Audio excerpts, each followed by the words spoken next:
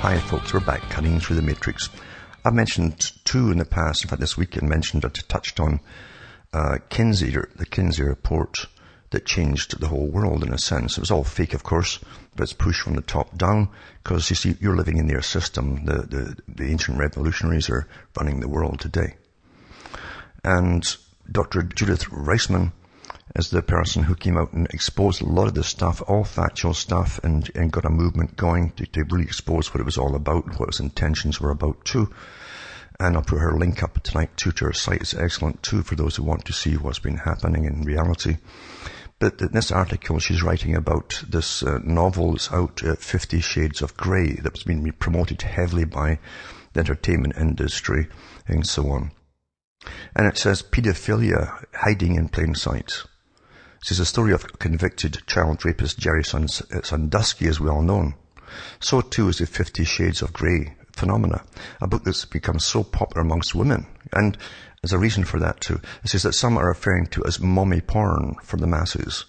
Because the big boys knew a long time ago, they've studied us so minutely, the women are more into the written descriptions and so on, where imagination is used when it comes to pornography than men. And it says it's really pornography for women. It's the same thing with these so-called romance books, the Harlequins and so on, that pushes a lot of porn through it. That's all it's about. And that's its intention too. But it says that description is actually a lot more disturbing than a lot of folks are currently realizing. Yes, 50 Shades is pornography. Like most pornography, the storyline is weak. The character is one-dimensional, while the sex itself is graphic, detailed, but formulaic. The underlying theme to 50 Shades is something far more sinister and appalling, than your mere run-of-the-mill porn. It is actually pedophilia, and it's child porn, or kiddie porn.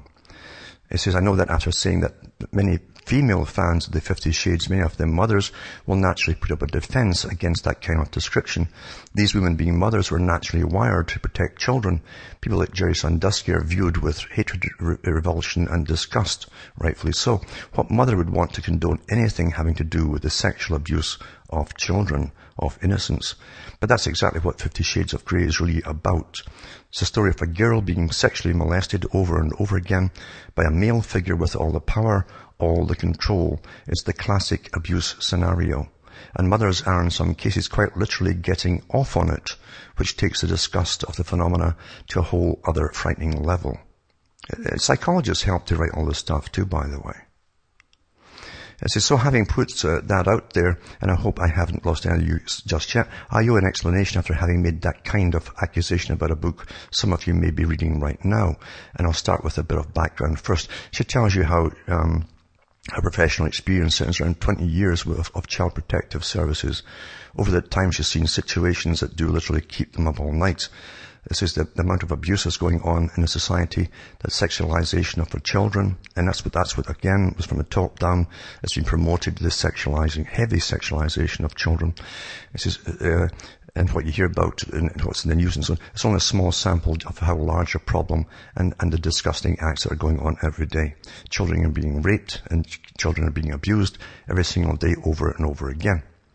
And she didn't seek out 50 Shades of Grey. It was a friend who also was in the same field of looking after fighting child abuse and so on, and treating children who've been abused, who brought it to her attention.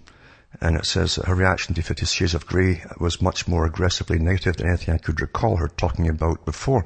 It came up because I mentioned it to her offhand.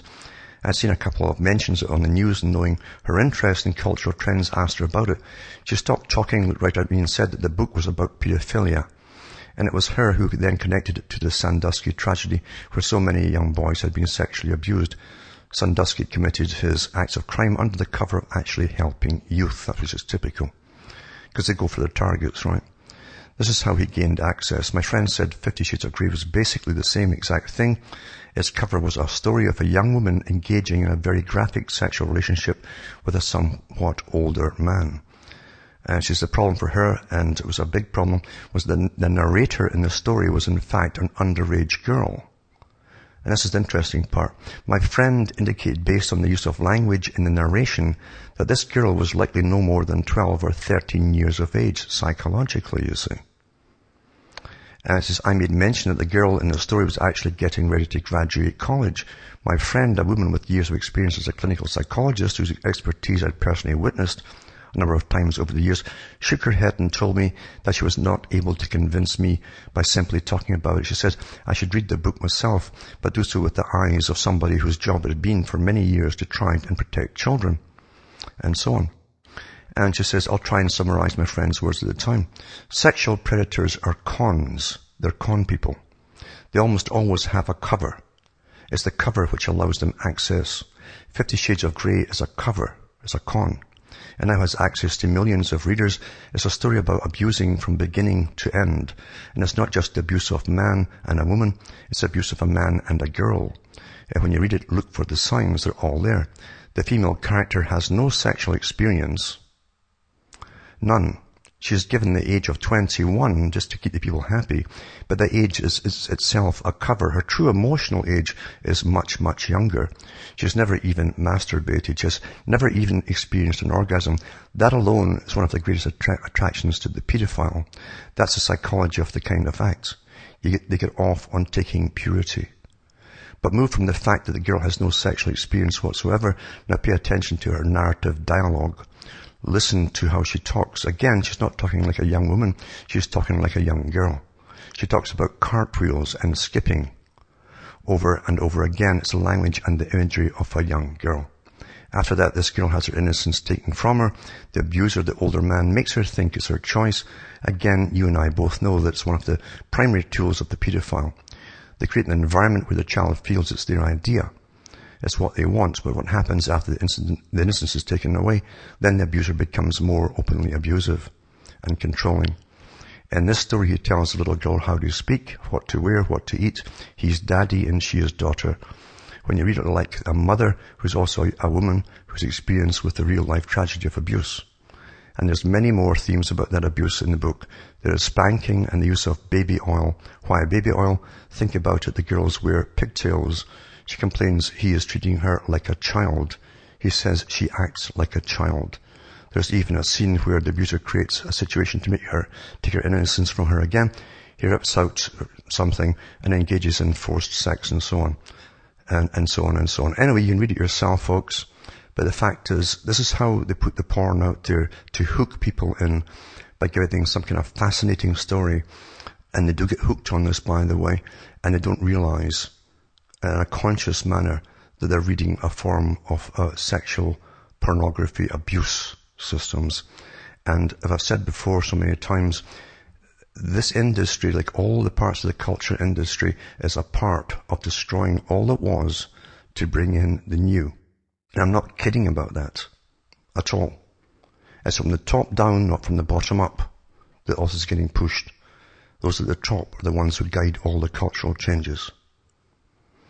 And this is how they put it across. And they do bring on specialists, just like they do with Coronation Street and all the rest of it, to train the public. They bring in psychologists, psychiatrists, social workers, all kinds of behaviorists, anthropologists, and it's the same thing to write these books. It doesn't matter whose name is on the cover. They get a lot of help to write it by specialists to make sure it has the right impact on the psychology of the readers. I'll put this link up tonight too for those that want to look into it. Also,